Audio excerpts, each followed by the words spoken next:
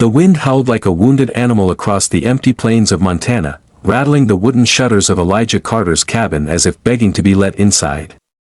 Snow had begun to fall harder now, thick and relentless, burying the world in silence. Nights like this were unforgiving, nights that reminded a man just how small he was against nature. Elijah sat by the fire, his weathered hands wrapped around a tin cup of coffee long gone cold. He hadn't moved in nearly an hour. His eyes, tired and hollow, were fixed on the dancing flames, but his mind was somewhere else, somewhere far away, where memories still lived. It had been 3 years since he lost his wife, Clara. 3 years since laughter had filled this cabin. 3 years since life had meant something. Now, it was just him, and the silence. The crackling fire was his only companion. Until a sound broke through the storm. A faint knock. Elijah froze. For a moment, he thought he imagined it. No one came this far out, especially not on a night like this. The nearest town was miles away, and the roads, if they could even be called that, were buried under snow.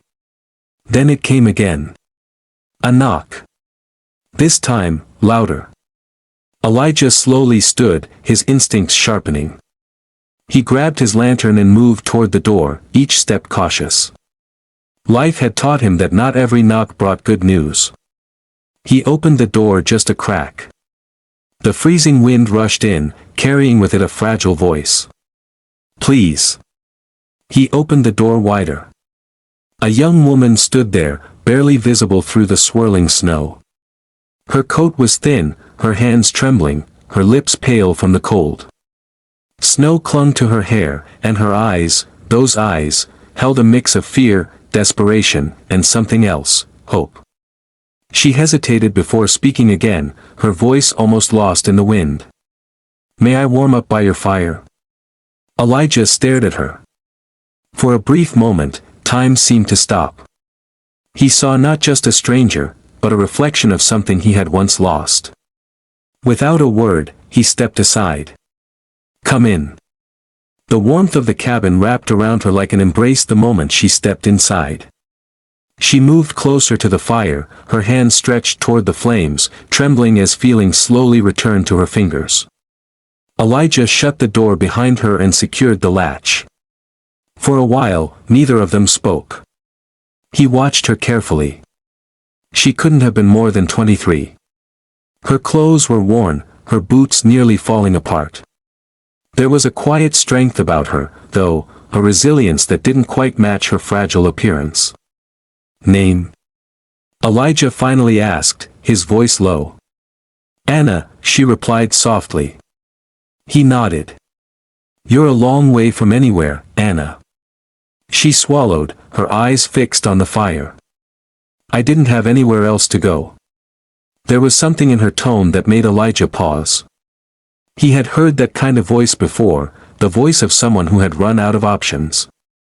"Family?" he asked. She shook her head. "No one." Elijah looked away. He knew that feeling all too well. He walked to a shelf and pulled down an extra blanket, handing it to her. Then he poured fresh coffee into a cup and placed it beside her. "Drink," he said simply. Anna hesitated before taking it. "Thank you." They sat in silence again, the fire crackling between them like a quiet conversation neither knew how to start. But eventually, silence gives way to truth. "I was working in town," Anna said suddenly. "At a small diner. It wasn't much, but it was enough." Elijah listened. "Then the owner passed away. His son took over, and decided he didn't need me anymore." She let out a small, bitter laugh. "I guess I wasn't worth keeping." Elijah's jaw tightened slightly, but he said nothing.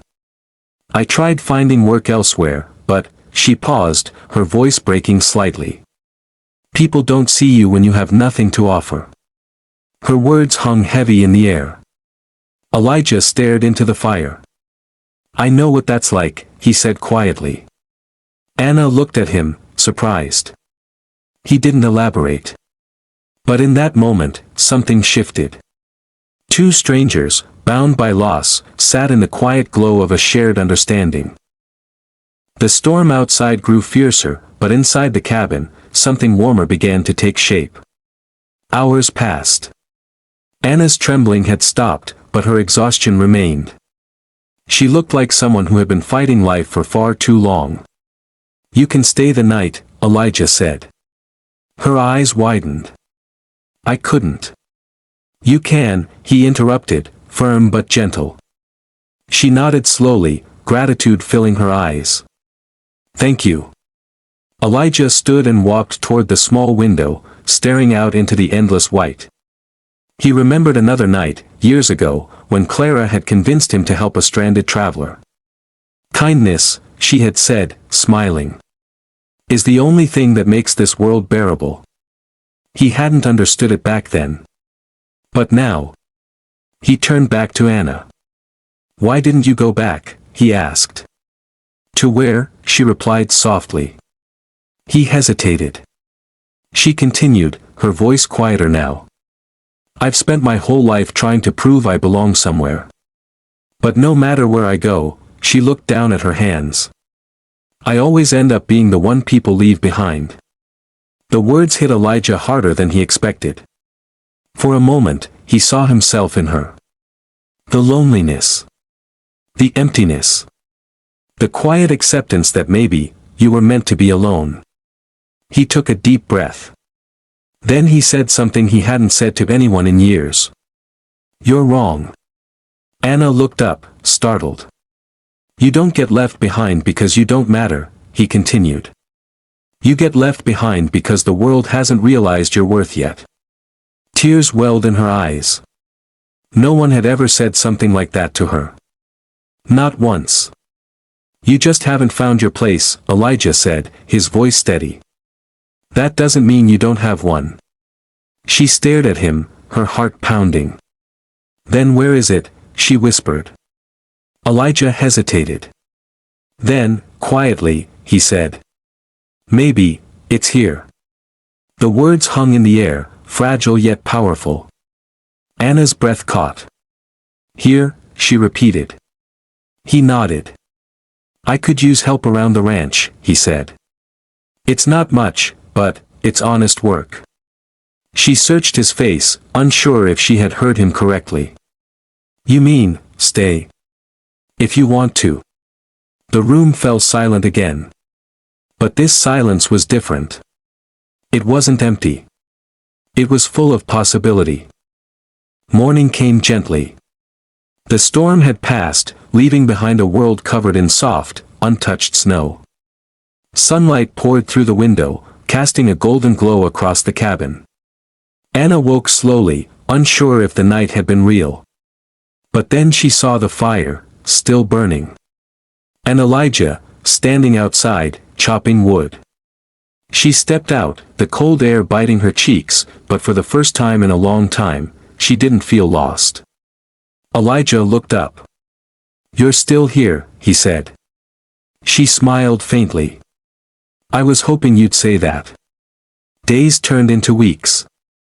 Weeks turned into months. Anna stayed. She worked alongside Elijah, learning the rhythms of the land, the quiet language of hard work and patience. The ranch began to change. But more importantly, so did they. Laughter slowly returned to the cabin. The silence no longer felt heavy. And the fire, once just a source of warmth, became a symbol of something much deeper. One evening, as they sat together watching the sunset, Anna turned to him. "Why did you let me stay?" she asked. Elijah thought for a moment. Then he smiled softly. "Because someone once told me kindness is the only thing that makes this world bearable." Anna's eyes softened. "And you believed it?" He looked at her. "I do now." She smiled, tears glistening in her eyes. "Your words, that night," she said quietly. "They saved me." Elijah shook his head. "No," he replied gently. "You just needed someone to remind you that you were worth saving." Anna looked out at the horizon, her heart full. For the first time in her life, she didn't feel like she was searching for a place to belong. She had found it. And it all started with a whisper in the cold. "May I warm up by your fire?" Because sometimes, a single act of kindness doesn't just warm someone for a night. It changes their life forever.